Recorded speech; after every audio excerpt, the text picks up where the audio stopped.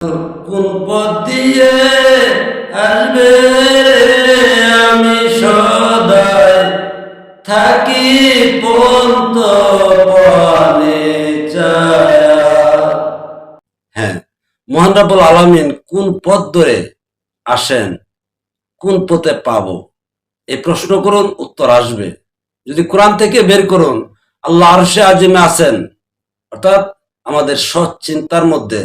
আল্লাহ আমাদের সারারোগের অতি নিকটে থাকেন। আল্লাহ আমাদের কালবে থাকেন বা আসেন, যেটা বলছেন তোমাদের অন্তরের অন্তরায় হয়ে যায়, আবার বলছেন নফসে আছেন। এই সকল চারটা পথে আমার আপনার মধ্যে, সে পথ ছাড়া আর কোন পথে আপনি আল্লাহকে দেখছেন, খুঁজছেন বা পেয়েছেন? আর সে আল্লাহর পথ ছাড়া যদি কোনো ইবাদত বন্দিগি করেন, সেটাও কি আল্লাহর কাছে গ্রহণযোগ্য হবে? চিন্তা করুন, প্রশ্ন করুন।